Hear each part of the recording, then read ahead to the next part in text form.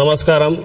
ఈరోజు తెలంగాణ రాష్ట్రంలో దివ్యాంగులకు పొలిటికల్ పార్టీలు, రాజకీయ పార్టీలు అనేక సందర్భాలలో వాడుకుంటున్నాయి తప్ప మా అభివృద్ధి కోసం ఎవరు పాటుపడడం లేదు. కాబట్టి దీన్ని దృష్టిలో ఉంచుకొని మేము గత 2-3 సంవత్సరాలుగా క్షేత్రస్థాయిలో మన రాష్ట్రీయ వికలాంగ్ పార్టీ ఏర్పాటు చేసుకొని మేము ఢిల్లీలో రిజిస్టర్డ్ కూడా చేయించుకున్నాం.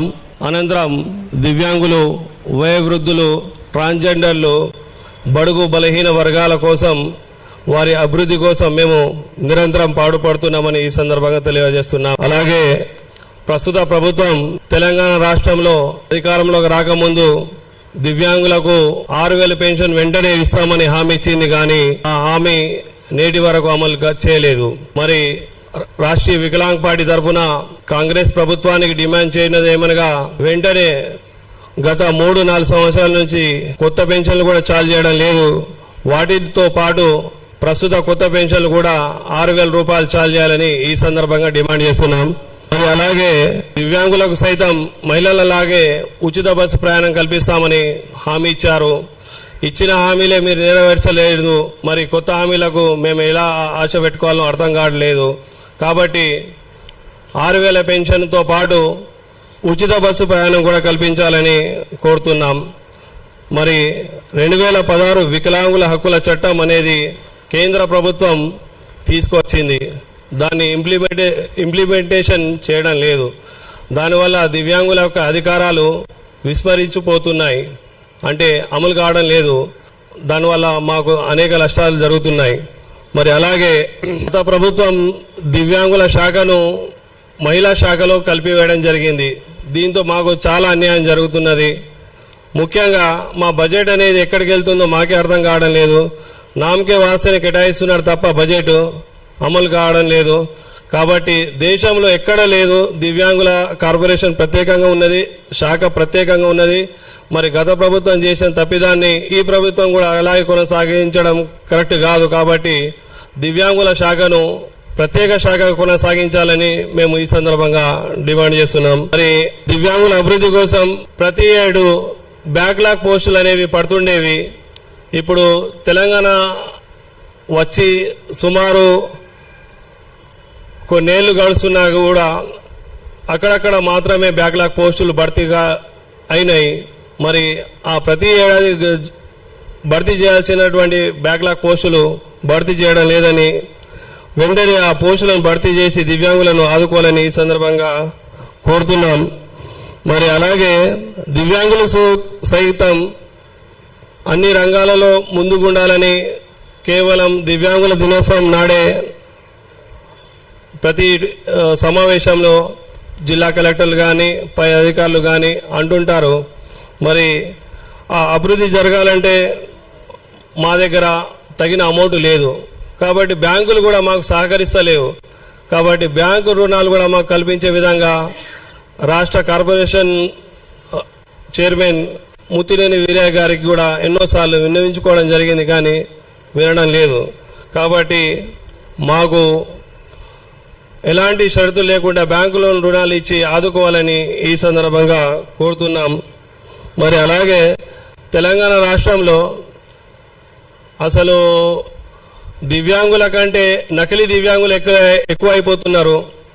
ఆ డూప్లికేట్ సదరం సర్టిఫికేట్లు ఏరివేయాలని ఈ సందర్భంగా డిమాండ్ చేస్తున్నాం. ఇప్పుడు మీటింగ్లు, సమావేశాలు ఏర్పాటు చేసినప్పుడు అసలైన దివ్యాంగులకు బాధలు ఏర్పడి ఎక్కడి నుంచో తరలి వస్తున్నారు, కానీ చిన్న గోరు పోయింది, అది పోయింది, ఇది పోయింది అనుకుంటా మరి రాజకీయంతో కొంతమంది సదరం సర్టిఫికేట్ పొంది లబ్ధి పొందుతున్నారు. అలాంటి వారిని ఏరివేసి అసలైన దివ్యాంగులకు న్యాయం చేయాలని ఈ సందర్భంగా కోరుతున్నాం. మరి అలాగే కొన్ని తప్పుడు కేసులలో దివ్యాంగులను అక్కడక్కడ ఇరికించడం జరిగింది. వాటిని సకలాంగులతో పాటు దివ్యాంగులను కూడా కోర్టుకు రప్పించుకుంటున్నారు. మరి దాన్ని ప్రత్యేక కోర్టులు ఏర్పాటు చేసి దివ్యాంగులకు ఆదుకోవాలని కూడా కోరుతున్నాం. ప్రతి జిల్లాలలో ప్రత్యేక కోర్టులు ఏర్పాటు చేయాలని కోరుతున్నాం. మరి అలాగే గ్రామీణ ప్రాంతాలలో ఉన్నటువంటి దివ్యాంగులకు బ్యాంకులో వారి పెన్షన్ రావడం లేదు. మరి మున్సిపాలిటీలలో పట్టణాలలో మాత్రం వస్తున్నది. మరి అభివృద్ధి చెందిన రాష్ట్రం అంటున్నారు కాబట్టి మన గ్రామీణ ప్రాంతాలలో ఉన్నటువంటి దివ్యాంగులకు కూడా బ్యాంకుల్లో పెన్షన్ వచ్చే విధంగా చూడాలని కోరుతున్నాం. ఎందుకంటే ఆ దివ్యాంగులు పని నిమిత్తం ఎక్కడైనా వేరే ప్రాంతాలకు వెళ్ళినట్టయితే, పని చేసుకోవడానికి వెళ్ళినట్టయితే తప్పకుండా ప్రతి నెల తమ స్వగ్రామానికి రావాల్సి వస్తున్నది.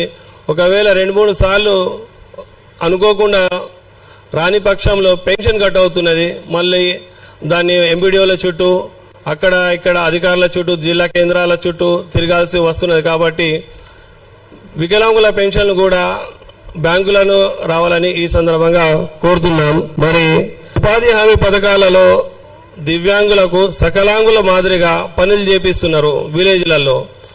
అంటే సకలాంగులు చేసినంత పని వికలాంగులు చేయలేరు, నడవలేరు. ఈ ప్రభుత్వానికి తెలుసు, సమాజానికి కూడా తెలుసు.